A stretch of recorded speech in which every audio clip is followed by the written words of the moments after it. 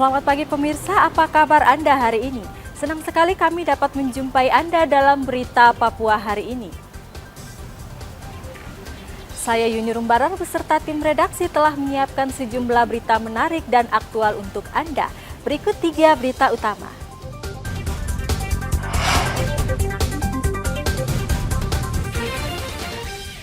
Pesawat karavan milik Susi Air ditembak organisasi Papua Merdeka saat mendarat di Kabupaten Puncak.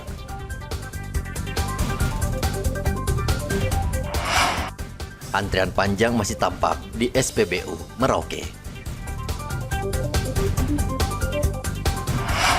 Waspada HIV di Merauke, Satpol PP terus memantau tempat hiburan malam.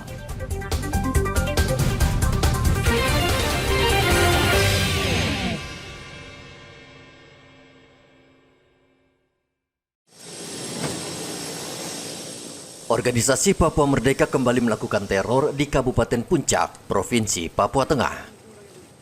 Sebuah pesawat milik maskapai Susi Air ditembak saat akan mendarat di Bandara Sinak. Kabid Humas Polda Papua Kombes Ignatius Beni Adi Prabowo mengatakan pesawat saat mendarat membawa 5 penumpang. Penembakan oleh kelompok kriminal bersenjata di Sinak, Kabupaten Puncak, Papua Tengah, pada hari Senin tanggal 8 Juli 2024 sekitar pukul 11:40 waktu Indonesia bagian timur. Kejadian penembakan terhadap pesawat milik maskapai Smart Air bernomor lambung PKSNH yang terbang dari Bandara Nabire dan menuju ke Sinak. Di ujung bandara, baling-baling pesawat tersebut terkena tembakan sebanyak 2 kali. Pesawat yang mengangkut 5 orang penumpang semuanya dalam keadaan selamat dan berhasil landing dengan aman di Bandara Sinak. Tidak ada korban jiwa dalam penembakan pesawat itu karena aparat keamanan langsung merespon aksi teror dan mengamankan bandara. Akibat penembakan, baling-baling pesawat bocor, namun pesawat sudah bisa kembali terbang ke Nabire. Arthur melaporkan dari Puncak, Papua Tengah.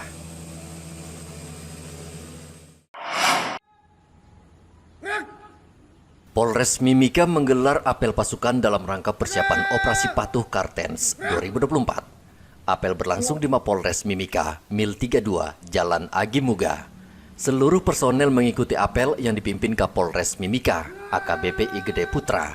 Dalam kesempatan ini, Kapolres Mimika juga menyematkan tanda operasi kepada setiap personel. Kapolres Mimika AKBP Igede Putra meminta anggota untuk menertibkan disiplin berlalu lintas. Menurut dia, tingkat kepatuhan dan tertib lalu lintas warga Mimika masih rendah. Data jumlah kecelakaan lalu lintas pada tahun 2022 sejumlah 3 kejadian.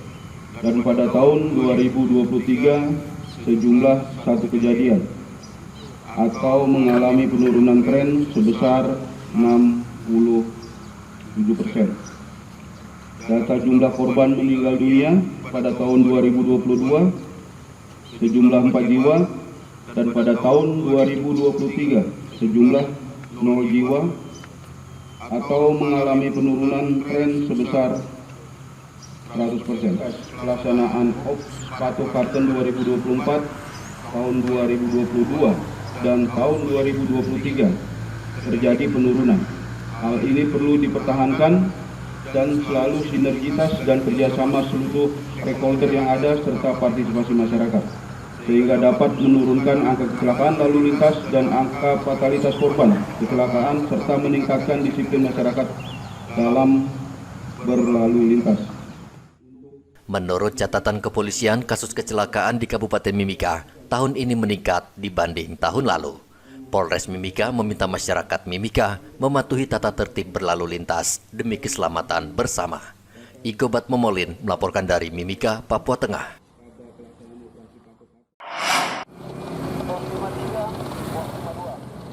Antrian panjang pembelian solar kembali terlihat di sejumlah SPBU di Merauke, Papua Selatan.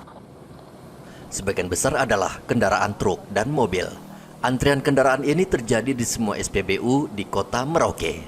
Di SPBU di Jalan Ahmad Yani misalnya, truk dan mobil bahkan sudah antre sejak semalaman agar bisa mendapatkan BBM.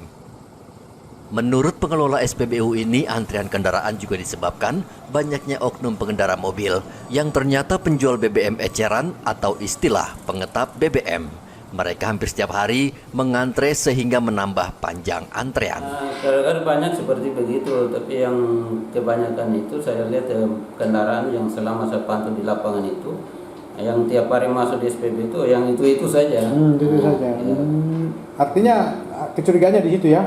Nah, kalau kita lihat dari setiap hari yang kita pantau, berarti ya kita merasa wah ini berarti yang mobil ini ya paling penggunaannya tidak wajar lah. Tidak wajar ya. Itu biasa dia di drop berapa liter dia kalau mobil seperti? Kalau yang ikut dari Pertamina standar tangkinya itu yang sesuai dengan barcode 120 dengan 60. 60 liter itu ya? Ya. Kalau untuk roda 6 itu 120. Kalau untuk roda 4 ada yang 60, ada yang masih 80. Tapi setiap hari mereka harus memang jatah itu mobil yang biasa tadi itu yang juga itu. Tergantung dari stok yang ada di kita punya. Pak Albert sudah pernah menegur mereka atau bertanya kenapa bolak-balik begitu, artinya setiap hari? Kalau untuk itu Pak, kita sudah sering, bukan tiap hari ya, itu sudah kita menegur ini tapi ya sama saja di lapangan itu seperti begitu. Pengelola SPBU mengaku sudah beberapa kali menegur, namun mereka tetap saja antre membeli BBM untuk kepentingan usahanya sendiri. Umumnya pengetap BBM ini membeli BBM jenis solar bersubsidi yang paling banyak digunakan kendaraan alat berat.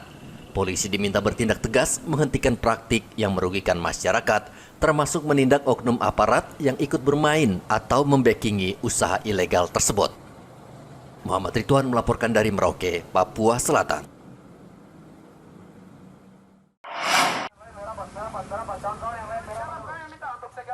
Sekelompok pengusaha asli Papua berunjuk rasa di kantor pengembangan Jayapura, Jalan Cendrawasih, SP3, Mimika, Papua Tengah. Kantor pengembangan Jayapura merupakan perusahaan catering yang memasok makanan ke PT Freeport Indonesia.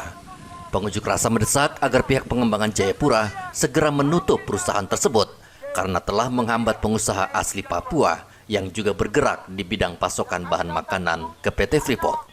Atau siapapun di sini, kami melawan oknum atau mafia di dalam lingkungan PT Freeport Indonesia. Setuju? Setuju! Setuju? Setuju! Kami harap PT PJP segera keluar hari ini. Kami akan gembok, perusahaan tidak boleh beroperasi karena kami duga salah satu mafia yaitu Triboga. Perusahaan dari mana itu Triboga? Triboga itu perusahaan dari mana? Ya, ini harus dijawab oleh Freeport, oleh PJP. Jangan bilang PJP tidak ada hubungan. Jangan bilang PJP tidak ada hubungan. Kami tidak bodoh. Kami sudah tidak bodoh. Jangan pernah datang bilang PJP tidak ada hubungan. Yang ketemu saya kemarin, perwakilan dari PT Triboga adalah karyawan PJP. Kalian main siapa? Sementara itu pihak perusahaan pengembangan Jayapura mengaku bukan sebagai perusahaan pemasok bahan pokok, melainkan perusahaan catering. Betul, saat ini kami lagi ada beberapa yang kami handle. Dalam arti kata kami memberi makan ada beberapa proyek di sekitaran sini, baik itu lokal maupun di area Freeport. Tapi itu juga jumlahnya tidak banyak sekali.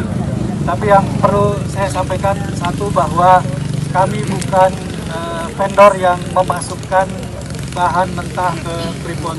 Itu yang mungkin saya sampaikan, mungkin kami klarifikasi hal tersebut. Para pengunjuk rasa yang kesal berusaha menggembok pagar kantor namun dicegah aparat keamanan. Pengunjuk rasa diminta tidak bertindak anarkis dan jangan mengganggu ketertiban. Para pengunjuk rasa akhirnya bergerak menuju checkpoint 32 PT Freeport Indonesia lalu membubarkan diri dengan tertib. Igobat Momolin melaporkan dari Mimika, Papua Tengah.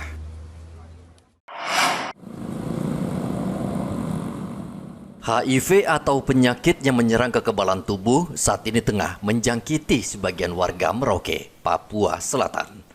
Untuk mencegah penularan penyakit ini, Dinas Kesehatan Merauke dan Satpol PP akan memantau tempat hiburan dan karaoke yang saat ini menjamur di kota Merauke. Seperti diketahui, HIV mudah menular, salah satunya melalui hubungan seks. Kawasan Seringgu Jaya merupakan salah satu kawasan yang menjadi perhatian serius petugas. Di kawasan ini rawan penularan HIV karena marak dengan prostitusi. Kepala Kantor Satpol PP Merauke Frans Kamijai meminta anggotanya lebih cermat memantau pengunjung dan pekerja di tempat karaoke karena mereka berisiko tinggi. Kalau yang untuk KNS, kemarin kita sudah gabungan dari Dinas Pariwisata, terus dari LSM yang tangani kaitan dengan kasus-kasus EMS di Kabupaten Merauke. Yang berikutnya dari Dinas Kesehatan juga terlibat. Kemarin kita langsung turun ke lapangan. Kita pengecekan terhadap mereka punya tempat yang diberikan izin khusus karaoke dan kafe dan karaoke. Dari pariwisata sesuai dengan fungsinya mereka ngecek apakah sudah layak apa tidak untuk bisa lakukan usaha karaoke itu. Yang berikutnya dengan perkembangan di Kabupaten Merauke bahwa ada peningkatan kasus HIV/AIDS. Dinas Kesehatan pun juga sama-sama dengan kita ketika kita temui di lapangan ada ladies yang notabene bukan sesuai dengan tempat yang izin dikeluarkan oleh pemerintah, langsung dilakukan pemeriksaan terhadap mereka.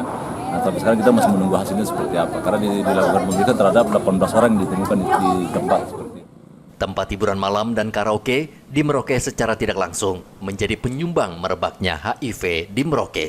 Saat ini jumlah penderita terus bertambah dan tidak hanya orang dewasa, namun juga kalangan remaja sudah mengidap penyakit mematikan ini. Ini pertanda hubungan seks di Merauke semakin bebas dan terbuka. Satpol PP juga diminta bertindak tegas terhadap tempat hiburan malam atau karaoke yang banyak berdiri tanpa izin resmi dari Pemda. Muhammad Ridwan melaporkan dari Merauke, Papua Selatan.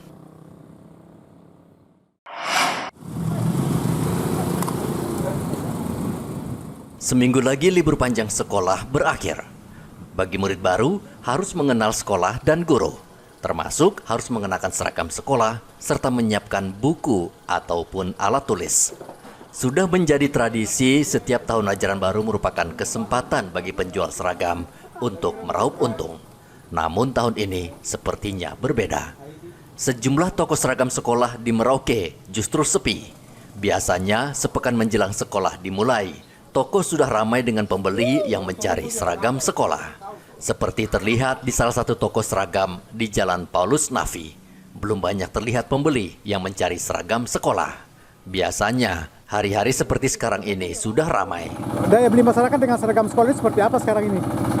Kalau untuk saat sekarang dibandingkan tahun lalu itu ada sedikit penurunan. Mungkin karena faktor harga barang agak naik, jadi daya beli itu agak-agak menurun sedikit. Dan kurang lebih berapa persen saja begitu ya. Biasanya kalau saat seperti ini sudah ramai toko itu ya?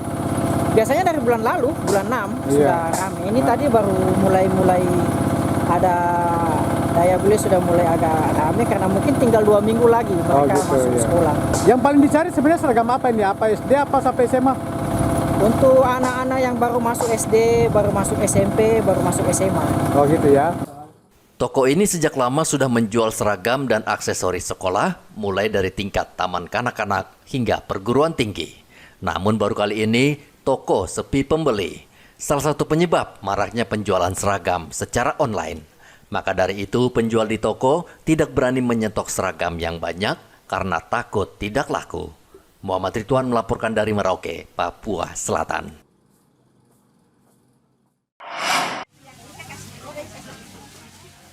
Pemerintah Provinsi Papua menggelar gerakan pangan murah untuk menstabilkan harga dan menjaga pasokan pangan serta membantu daya beli masyarakat. Pasar murah berlangsung di halaman kantor otonom Kota Raja Jayapura dan menjual berbagai kebutuhan pokok di bawah harga pasar. Dalam 3 bulan terakhir, pemerintah telah menggelar 15 kali pangan murah di berbagai lokasi di Papua. Kegiatan ini juga dilakukan untuk menekan tingkat inflasi. Ini terus kita genjot dan kita bersyukur walaupun pada rakor pengendalian yang lalu oleh Kementerian Dalam Negeri, yaitu pada hari Selasa yang lalu, Papua pada urutan ketiga, tetapi bukan berarti kita harus puas dengan itu. Tetap pelayanan kepada masyarakat dalam rangka menjaga harga, stabilitas harga dan pasokan kita harus terus jaga. Sehingga hari ini kita bisa lakukan dan akan terus kita lakukan. Bulan ini Juli ya, minimal 4 kali, minimal 4 kali. Masih ada sisa 2 lagi? Masih. Nanti kan kita yang di Mamromo Raya, nanti kita yang selenggarakan juga, pemerintah provinsi. Target per tahun berapa pasar murah?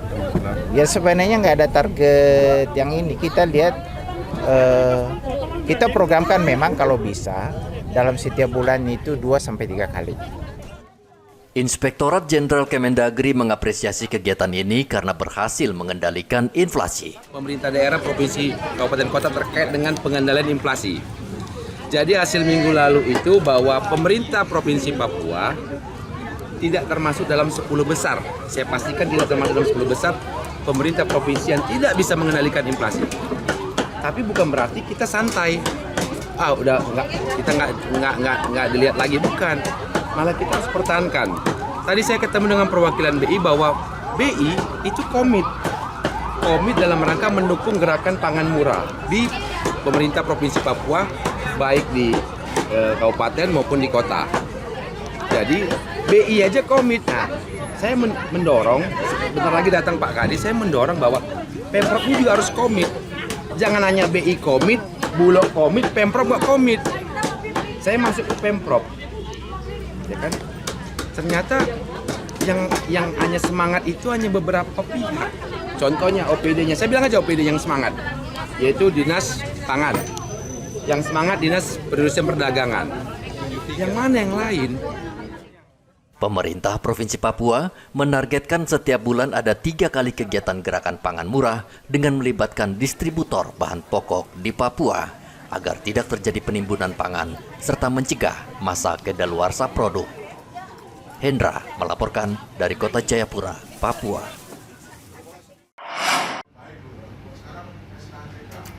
KPU Kabupaten Mimika mengundang 18 partai politik yang akan mengikuti pilkada untuk menghadiri sosialisasi tentang PKPU nomor 8 tahun 2024. Menjelang pemilihan umum kepala daerah dan wakil kepala daerah, serta gubernur dan wakil gubernur dan wali kota, KPU semakin sering menggelar sosialisasi, khususnya tentang tata cara pencalonan gubernur dan wakil, bupati dan wakil bupati, serta wali kota dan wakil wali kota. KPU meminta semua partai politik memahami peraturan KPU tahun 2024. KPU berharap sosialisasi ini dipatuhi seluruh partai politik sehingga pilkada serentak yang tinggal beberapa bulan lagi berjalan lancar. Sesuai tahapan, KPU akan mengumumkan pendaftaran pasangan bakal calon akhir Agustus, disusul penelitian syarat bakal calon pada bulan September. Igobat Momolin melaporkan dari Mimika, Papua Tengah. Informasi tadi sekaligus menutup jumpa kita dalam Berita Papua hari ini. Saya Yuni Rumbarar dan tim redaksi yang bertugas mengucapkan terima kasih atas kebersamaan Anda. Selamat pagi dan sampai jumpa. Wanyambe.